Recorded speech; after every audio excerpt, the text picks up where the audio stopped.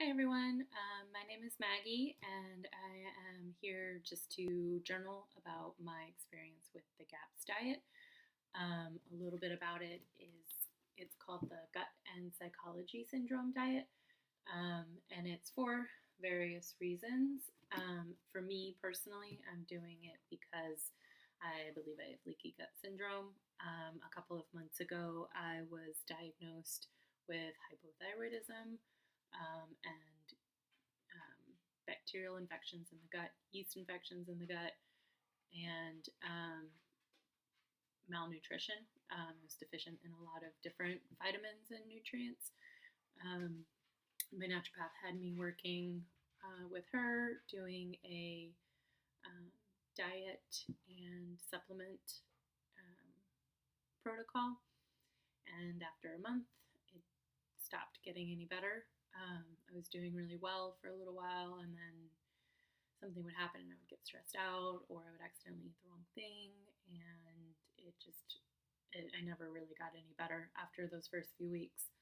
Um, Eating food became really difficult, even healthy foods, vegetables, and meat were the main parts of my diet. I'd cut out all gluten, dairy, all grains, any soy, sugars, fruits, and and yeah, and it still didn't get any better after a few weeks. So eating was painful. I would eat, really healthy foods, and I would have gut problems. I would feel pain immediately after eating, bloating, um, and I just ran out of options. So I'm trying this diet, and I just kind of wanted to document my journey. So if we go back to when all of this started, it was October of 2014. I woke up one morning with a pinched nerve in my shoulder, and I couldn't move my arm. And I started seeing a chiropractor, and he did some X-rays and noticed that I had what's called kyphosis, which is a reverse curve of the neck. So your neck's supposed to curve towards the front, and mine pretty much went at a backwards angle. And this was putting a lot of pressure on several different discs in my neck, as well as um, the nerves. And while I was going through treatment, my condition just got worse. It went from just the one nerve in my left shoulder to all over my shoulder and my neck. The nerve pain would shoot up into my head and into my eyes. It would cause eye twitches, severe headaches, lots of back pain. I'd get nauseous. I was working as a teacher at the time, and by the end of the day, I was just a wreck. I remember one day having to lie down in the nurse's office because I was too nauseous from the pain. So I took a leave of absence from work that was supposed to just last a couple of weeks, and I was on bed rest for a couple of months. Around the same time that um, all of the nerve pain was happening, I also started having swelling in my thyroid, um, and it got so bad sometimes that I couldn't breathe or swallow. It was constricting my airway. So I had a couple rounds of steroids for that. And then in January 2015, I had a partial thyroidectomy. You can kind of see the scar right here, which helped, but then I started experiencing a whole host of other problems. My doctors kept telling me that the thyroid and the nerve problems I was having were not related, even though I asked them a gazillion times and I didn't really believe it, but I trusted them. And so I kept going forward with treatment for the back of my neck, as well as just bed rest. I was out of work for several months, 9 months in total, towards the end. Um, about, I'd say February or March, I was supposed to go back to work, and my doctor just said no. Teaching was too hard, being on my feet 40 hours a week, working 50 or more hours a week, grading papers, bending over children. I just couldn't do it. I couldn't look down for any length of time without pain or discomfort. I couldn't lift anything heavy. I couldn't run. I could barely walk. Walking would cause just the up and down motion of my feet hitting the ground would cause pain in my neck. So yeah, it was decided that I wouldn't go back to teaching. Around the same time, March, I had a severe outbreak of hives all over my body, all over, and that lasted another month or so. And doctors couldn't tell me why. I thought it was a new nerve pain medication I was on. That wasn't it. I stopped taking that for 3 weeks, and I still had pain or the hives. And so I did another round of steroids. So that was round 3. I was on gabapentin, which was a nerve blocker, several doses a day. Went up to 900 milligrams, which was 9 pills a day, because each one was 100 milligrams. And I was suffering from severe depression. I just cried all the time. I mean, I lost my career, I lost my life, I couldn't do anything, I couldn't leave the house. The only thing I could do was knit, as you can see my craft closet back there. And even that was sometimes hard. So fast forward a couple of months, I started getting a little better with the medication and with the antidepressants. And I found a great job with a good friend of mine. And it has a lot of flexibility with it. So I have to be in the office about 20 hours a week, but a lot of the time outside of that, I'm in meetings or working from home or doing admin work or running errands or just on call all of the time for the shop. But I love it. And so I was able to get back to work. And then in August, I started having symptoms when I would eat gluten. Just gut distress, bloating, pain. So I went gluten-free for a while, thinking that it was just a side effect of the medication that I was on. My body, my gut not being healthy from all of the pain medication I was on. And then a few months after that, I started having reactions to dairy as well. And then my bowels just were awful. I've always been a really regular person. Sorry if it's TMI. But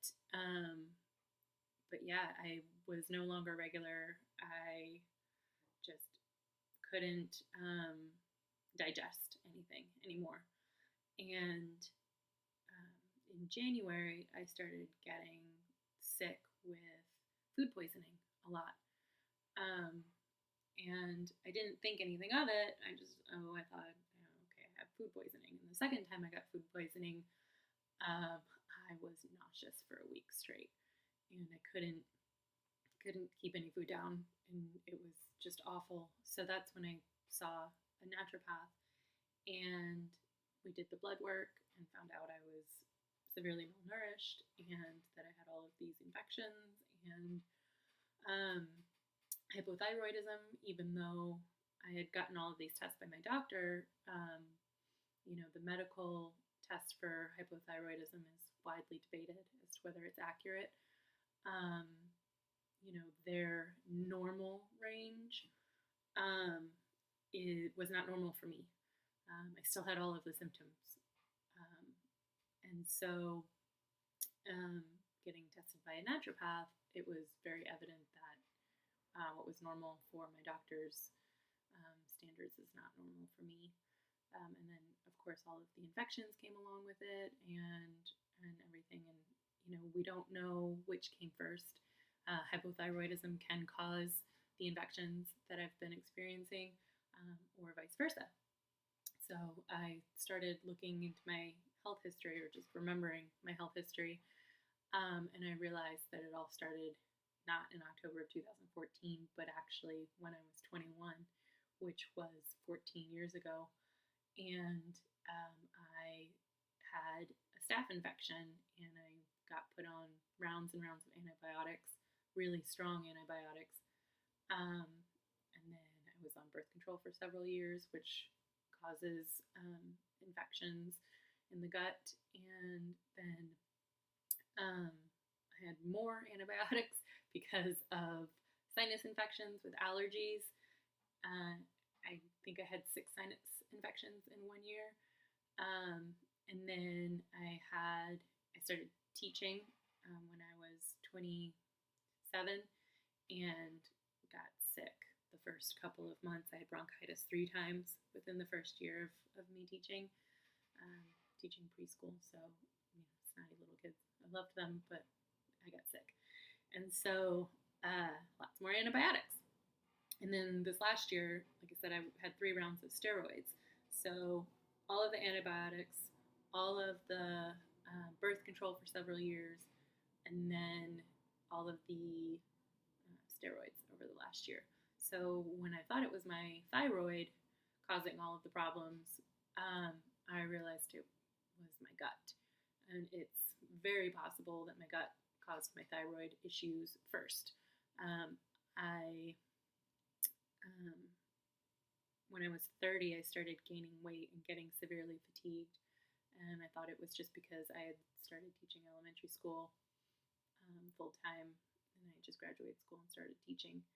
And I thought, oh, it's just because I'm wearing myself out throughout the day and I'm just old and my metabolism isn't what it used to be. And I got really depressed because I would teach all day and then would come home and I would sleep. I was in bed a lot of the times by 8 o'clock easily. Even on the weekends, it was really hard to get my energy up. I wasn't riding my bike, I wasn't running, I wasn't swimming like I used to. And I thought it was just me. I just didn't have anything left to give after the teaching throughout the day. Even though my teaching friends would have kids and go home and have lives outside of teaching, I couldn't do that. And I thought it was me being lazy or just not a good teacher. And looking back at it, it was all of the same things that I'm dealing with now, from the gut and the hypothyroid and just not having a healthy immune system, not being able to digest my food, so I wasn't getting the nutrients that I needed, etc. So, long story short, what I believe began in the gut needs to end in the gut. So I have started this gut and psychology diet, and as you can see, my chest freezer right over here is full of bone broth and cooked veggies and raw meat and anything else that I need to get me through the next couple of weeks. I started the Candida diet, which is an anti-yeast diet, because that was one of my infections about 2 months ago, as I said earlier. And so I've been sugar-free, grain-free, dairy-free, all that good stuff for a while. But this particular diet starts off with bone broth and well-cooked veggies and meat only. What that means is that I've been cooking broth in 2 crock pots for the last week and a half and storing all of my broth in my chest freezer. And preparing, because one of the things that comes along with the diet before you feel better is all of the die-off from the bacteria and the yeast and everything that's grown in your gut that shouldn't be there. So I expected to be not feeling well for the first week, and I wanted to have plenty of food to eat or drink or whatever I needed while I didn't feel well. So if I didn't have the energy to cook, I could still eat. So I started the diet Saturday, and it's literally just soup. You can't have anything that's not been cooked for at least 30 minutes in broth. The reason behind that is that it reduces the amount of work that your gut has to do to digest the food. It should be like little to no digestion. It just absorbs all of the nutrients and passes right through you. And that's supposed to help flush out the bad bacteria because they're not getting any food that they need to survive. and help to build up the good bacteria with probiotics. So, fermented foods are a huge part of the diet. I have some store bought ones to get started with, but I've also started fermenting my own vegetables. So, I have 3 jars, one with carrots, one with asparagus, and one with beets. And those will take 7 to 10 days to ferment. But with the store bought ones, what I'm doing is just a teaspoon to start a day. Today I'll probably go up to 2 teaspoons because I've been handling it well. And I've been doing a teaspoon of fermented yogurt. So you're supposed to make your own, but I found a local Austin-based company called White Mountain Bulgarian yogurt, and they are the only yogurt company that I could find that ferments their yogurt for 24 hours, which means that all of the probiotics have eaten all of the lactose, and it makes it really easy on your gut because you don't want any lactose to have to digest, but you want all of the good probiotics. So I've been using that because the idea of making all of my soup and all of my broth and all of my veggies and the fermented vegetables and the yogurt and all of that is just overwhelming. I mean, I almost didn't start the diet. I've been researching it for 3 to 4 weeks, preparing for a little over a week, and the thought of fermenting my own yogurt at this point, I don't want to deal with it if I don't have to. Eventually, when I get more comfortable, probably, but not right now. It's very overwhelming to start, for sure, because everything has to be prepared, everything has to be organic, everything has to be, just cooked correctly so that you don't have any reactions. And yeah, so I'm trying to cut corners where I can,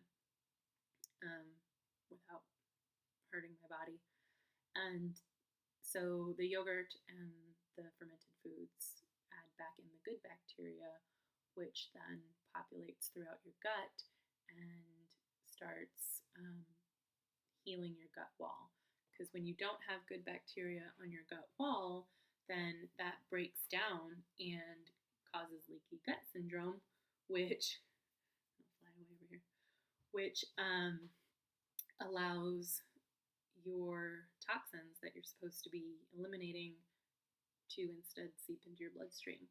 Or it can even cause, like I wasn't digesting my food, so all of the grains and the gluten and the dairy were not getting broken down properly, and so those underdigested particles were going into my body, which was causing the histamine reaction for the gluten and the dairy because it's not supposed to be there. It's not supposed to be outside of your gut and not in that form anyway. It's supposed to be fully digested and by the good bacteria, but I didn't have any good bacteria, so I couldn't digest it.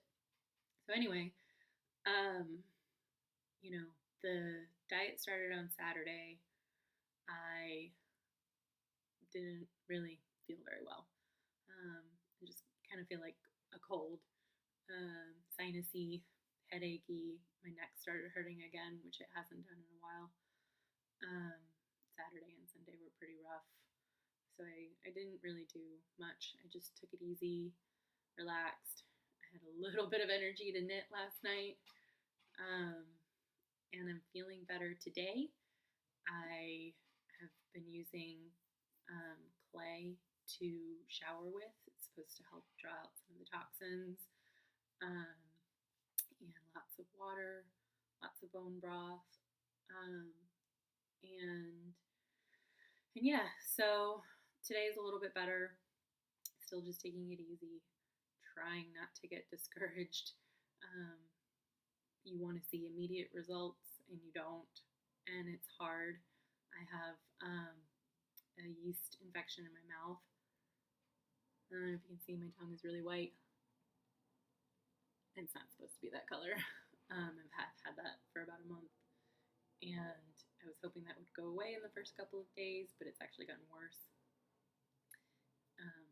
The candida is trying to find a way to survive, and I'm trying to not let it. So it's hard to not get discouraged, in the first stages.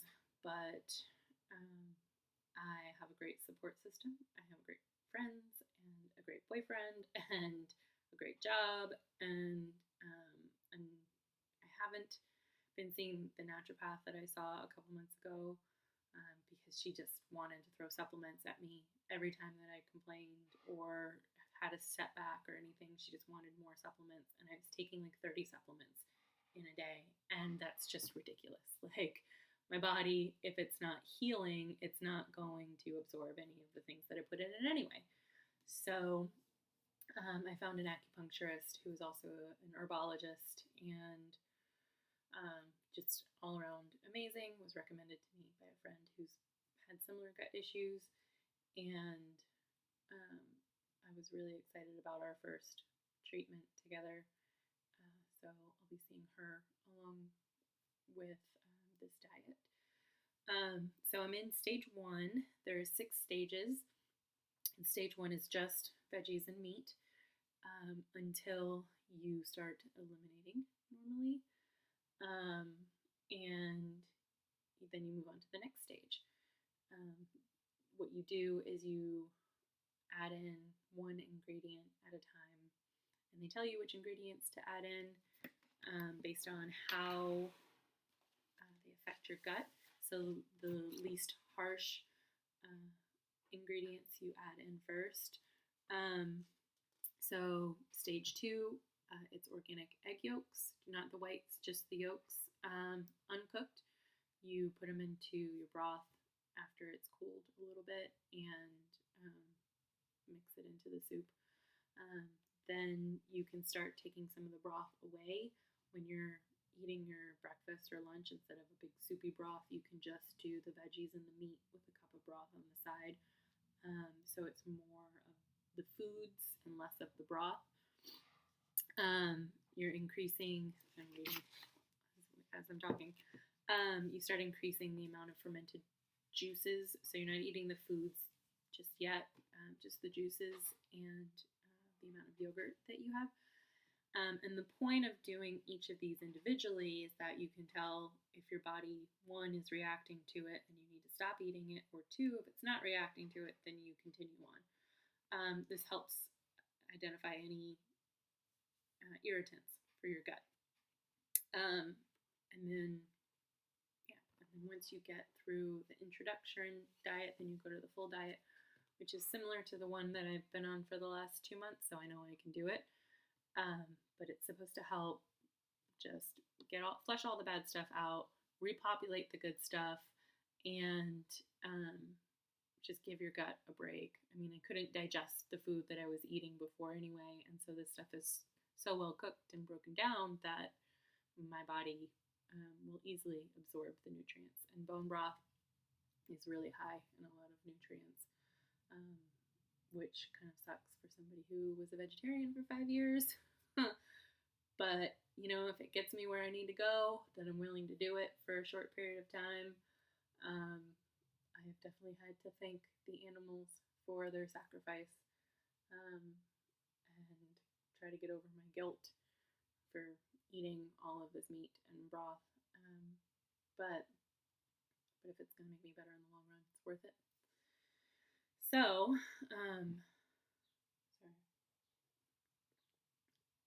the oral thrush makes your mouth really dry, so it's hard to talk and not drink water. So this is day 3.